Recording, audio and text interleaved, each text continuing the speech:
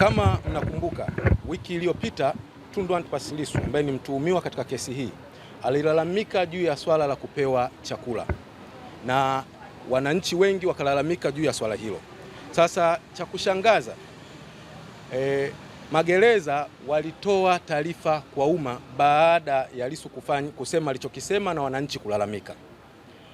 Nimekaa tangu tarehe 13 mwezi wa pili mwaka 2026 taarifa hiyo ilipotolewa na magereza ambayo imesainiwa na SACP Elizabeth G. Mbezi ambaye ni msemaji wa jeshi la magereza. Taarifa ile tulikuwa tunategemea atasema au jeshi la magereza litakanusha kwamba sio taarifa yao, lakini mpaka leo hatujaona ukanusho wa taarifa hii. Kwa hiyo kwa lugha nyepesi, taarifa hii ambayo ilienea mitandaoni ni taarifa rasmi, na kwa hiyo tunataka kuijibu kama mawakili wa mtuhumiwa Tundu Antipas Lissu, lakini pia kama mawakili wazoefu katika mahakama za Tanzania. Ukisoma taarifa hii kwa umma, baada ya Lissu kusema kwamba amenyimwa chakula na hajapewa chakula siku ile, wamejibu wakasema kwamba swala la chakula ni swala ambalo linafata sheria na taratibu, na kwamba swala la chakula lipo pia kiusalama na afya ya mtuhumiwa. Kwa hiyo kwa barua hii wanamaanisha kutokumpa Lissu chakula anapokuwa hapa ni kwa sababu ya usalama, lakini pia kwa sababu ya kuhakikisha hapati matatizo yoyote ya kiafya. Sasa ukifuatilia hii taarifa utapata pia wanaonyesha kama vile alichokuwa analalamika Lissu na wananchi walichokuwa wanalalamika ni kama vile tunataka upendeleo kwamba Lissu yeye apewe chakula wakati mahabusu wengine au wafungwa wengine wanaokuja kutafuta haki hapa mahakamani wao wasipewe au wao wapate utaratibu mwingine. Hiyo ndio barua ukisoma inachosema. Sasa nataka kuijibu. Ndugu zangu, jeshi la magereza limeanzishwa kwa mujibu wa sheria na taratibu zote zipo kwa mujibu wa sheria. Hakuna utaratibu wowote ambao unaweza ukafanyika ambao uko nje na sheria.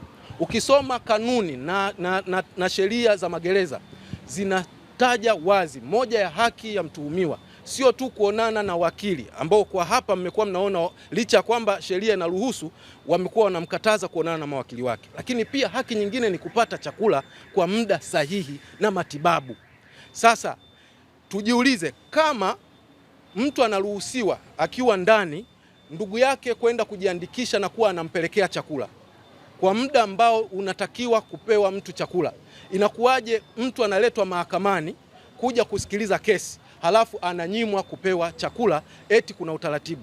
Kama kuna utaratibu ambao unaruhusu gerezani kule mtu ndugu yake anaandikishwa anaenda anapewa chakula, inakuwaje ndugu huyo asitumike kuja kumpa chakula mtu hapa anapokuwa kwenye kesi kusikiliza? Tunaona kwa wazi kama mawakili kwamba hii inafanywa makusudi ili kumdhoofisha mtuhumiwa dhidi ya upande wa jamhuri, kwa sababu mtu anaposhinda bila kula ni ngumu sana kuweza kuwa na akili timamu na kuweza kujitetea vizuri dhidi ya mawakili ambao wao wanakunywa chai na mchana wanapata chakula. Kwa hiyo hii barua hii au taarifa hii kwa umma ni taarifa ambayo kimsingi haikupaswa kutolewa na jeshi la magereza, na mtu aliyeitoa anatakiwa kupuuzwa kwa sababu ni taarifa ambayo inakinzana na utaratibu na haki za binadamu. Ukisoma katiba yetu ibara ya 14 inasema kila mtu ana haki ya kuishi na huwezi kuishi kama hauli chakula. Kwa hiyo ninasisitiza kwamba barua hii au taarifa hii iliyotolewa ni barua au ni taarifa potofu ambayo sisi kama mawakili tunasema jeshi la magereza linatakiwa kuhakikisha linafuata utaratibu wa kisheria, kuhakikisha watu wanaoletwa hapa mahakamani wanapata chakula kama binadamu mwingine, kama ambavyo wao magereza wanapokuwa hapa wanapata chakula, na kama mtu yeyote anayepata chakula, ili mtu aweze kujitetea vizuri kwa kuwa na afya na utimamu wa akili. Tofauti na hapo ni uonevu wa wazi ambao pengine ni bahati mbaya kwamba swala hili halifanyiki kwa Lissu tu. Mahabusu wengi wanaoletwa hawapati chakula mpaka wanaporudi gerezani, na ni bahati nzuri tu kwa Lissu kwamba yeye at least ana usafiri ambao akitoka hapa anapelekwa moja kwa moja gerezani. Fikirie wale ambao sio Lissu ambao wanakuja wanaletwa kwenye mahakama tofauti tofauti, alafu gari la magereza linakuwa linawapitia, linatoka hapa linaenda Kawe, linatoka hapa linaenda Kinondoni, likitoka pale linaenda Kinyerezi ndio wanapelekwa gerezani. Wakati mwingine wanafika usiku wanakuta wameshafungiwa na hawapati chakula, kesho tena wanarudi wakiwa hawajala chakula. Kwa hiyo tunaomba wananchi wote mtusaidie kupiga kelele dhidi ya huu udhalimu.